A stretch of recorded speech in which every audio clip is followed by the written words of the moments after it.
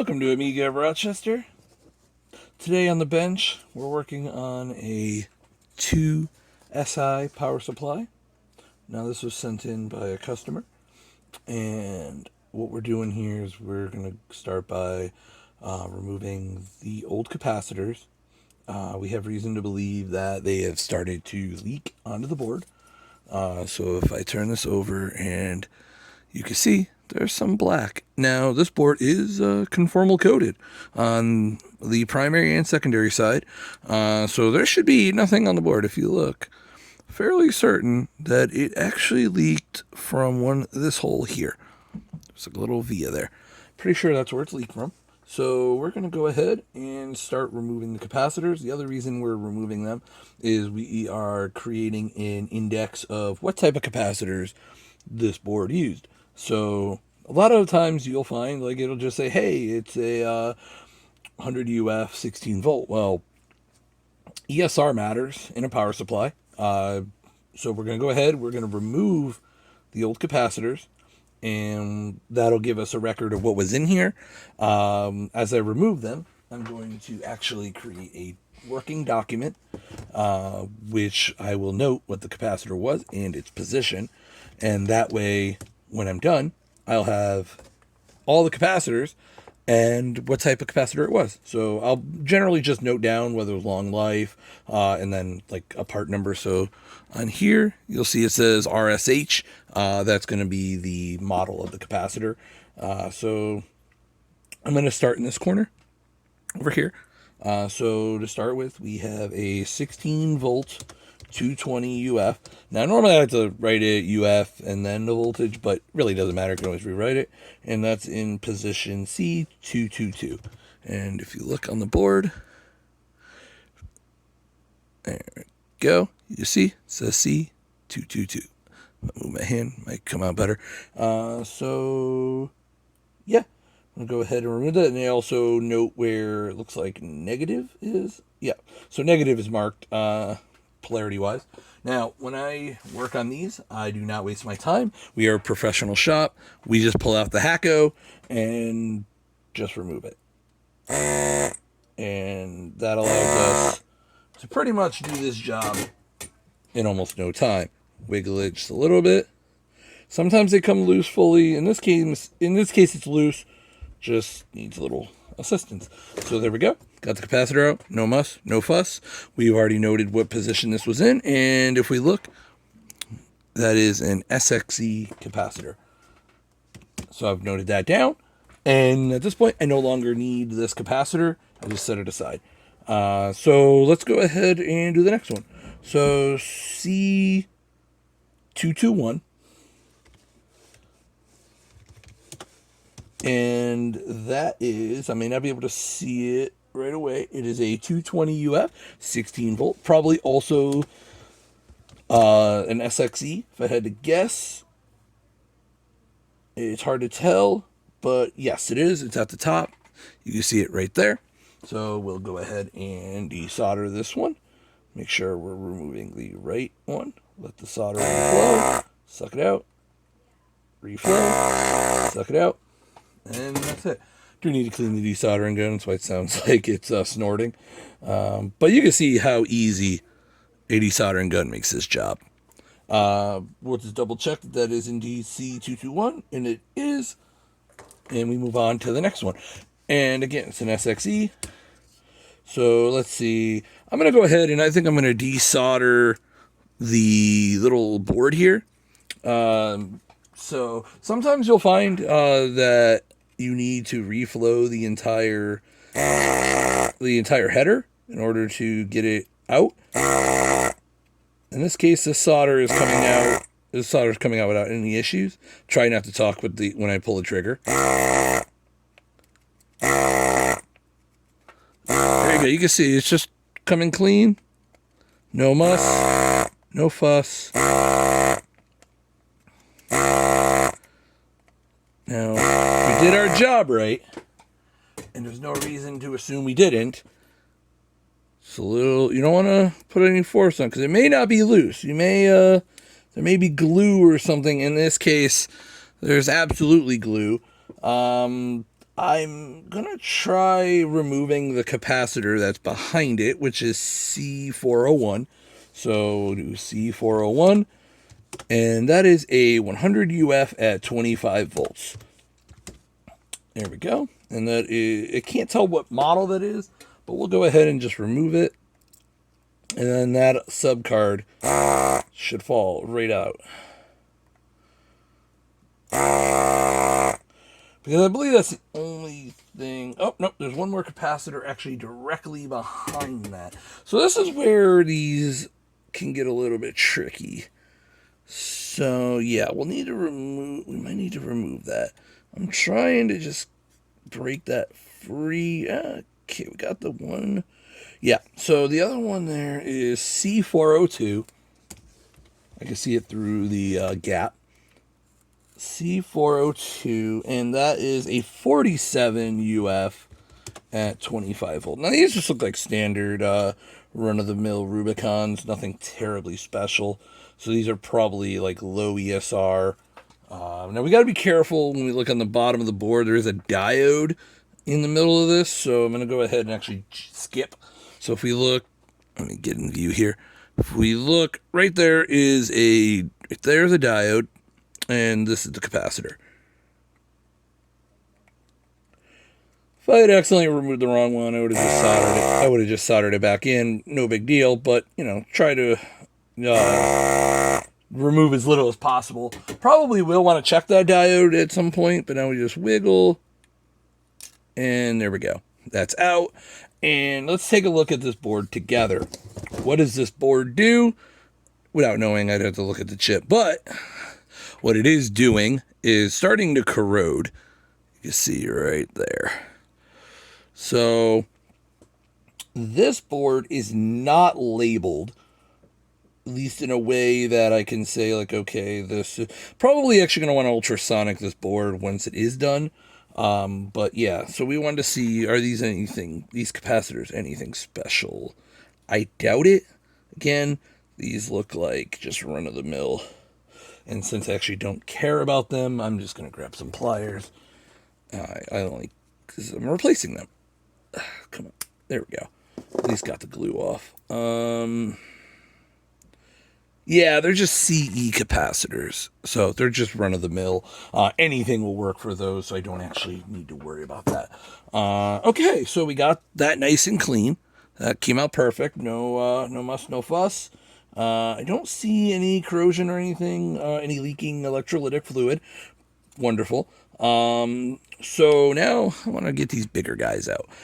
So for those, you got to just break off this it's basically just anti-movement. You could use glue when you're done if you care about that.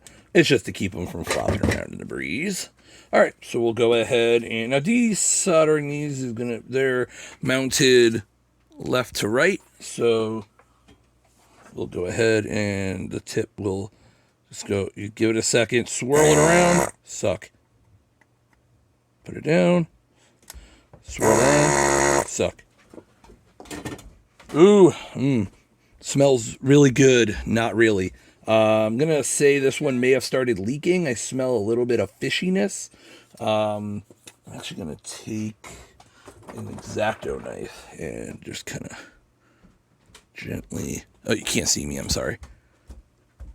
I'm getting this whole recording process down. I'm not used to people... Yeah. So if you look, you can see it was starting to leak.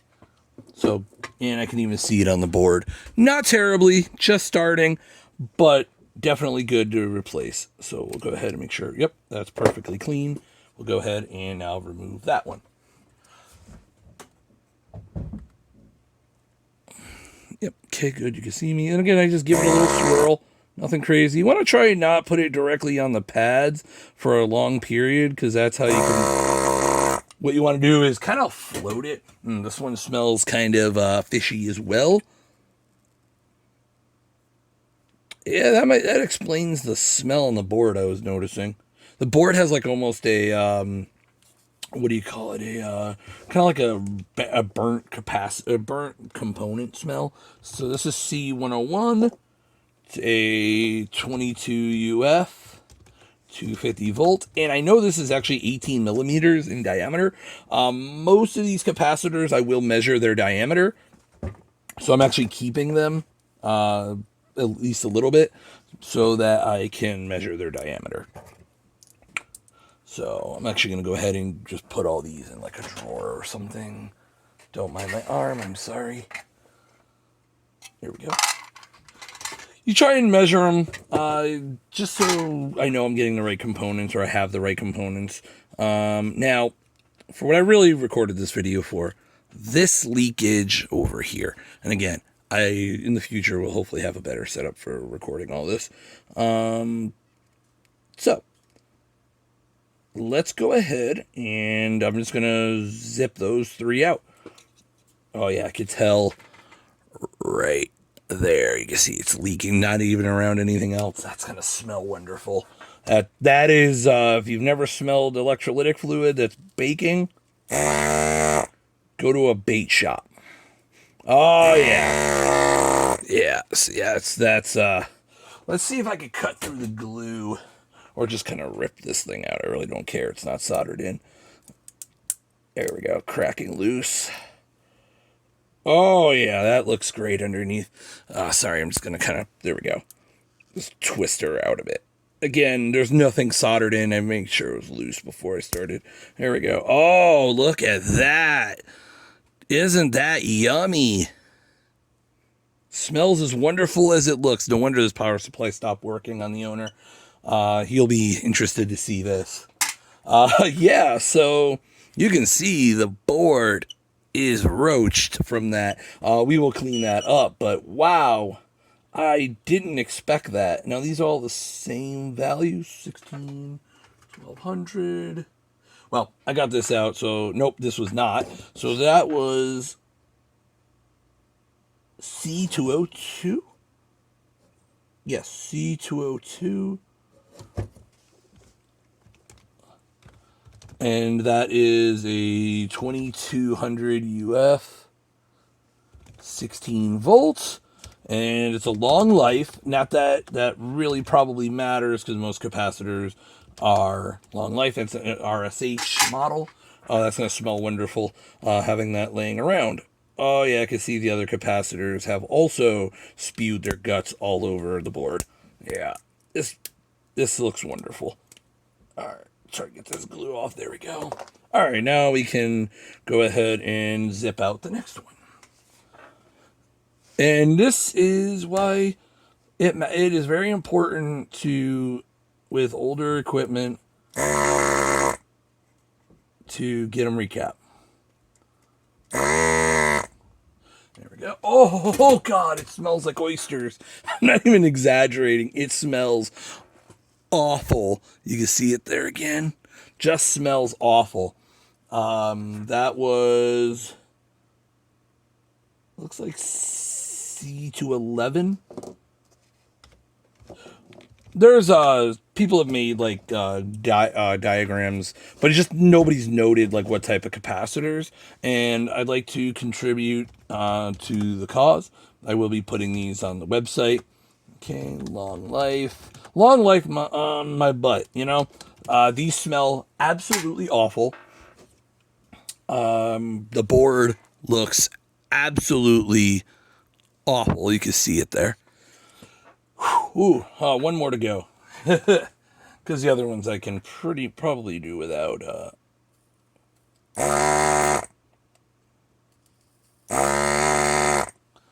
Oh man, you just get that oyster.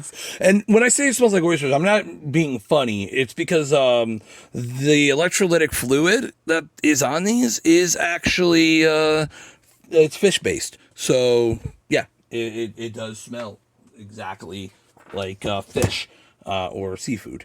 So this is C201, 2200 UF. 6.3 volts. Now, with voltage, you can kind of get away with going up in value, but you got to be careful. You have to make sure you are getting the appropriate diameter and sometimes pin pitch, although that one you can kind of work around most of the time. I actually know I'm going to need to order these because these are an oddball value, 6.3 volts. I have, I think, 16 and higher, so probably going to want to look into that. Definitely want to clean this board. That is putrid, to say the least. That poor diode, actually, looking at it, I might have to replace that. That diode looks like the fluid may have been sitting on it a while from the bottom, actually. So I'm going to have to look into that. Yeah. All right. So I think that will be it for part one. I mean, once I get all the parts in, we'll go ahead and go through recapping it. So again, hopefully by then I'll have a little bit of a better setup. It's kind of hard because of the way the everything is right now. I'm still kind of getting the new lab, so to speak, organized. But I'm glad you were able to at least see this. Maybe even understand why. Oh man, yeah, something has definitely been okay. So I just noticed this. There's some not shunts, but they're jumpers. You can see right down in there. They have turned green. Very nasty. I normally don't ultrasonic power supplies, but because like there's a relay and all that. I might have to take that out before I ultrasonic it. But might be for the longevity of this board a good idea. But yeah, the owner reported that the power supply worked and then stopped working when they were testing. I can definitely understand why. This is actually one of the worst I've seen in a while. But thank you for watching. I hope you learned something as far as what can happen with these and the appropriate way to remove them. Now, if I didn't have a desoldering gun, removing this, I would have gone ahead and just used a proper, like a solder pullet. I don't know where mine is in the moment. But if you can afford it, if you're doing this like semi regularly, I highly advise and encourage you to get a proper desoldering gun. Even a cheap one will suffice. But yeah, thanks for watching. This has been Amiga of Rochester. And again, hope you learned something. Let us know if you have any questions.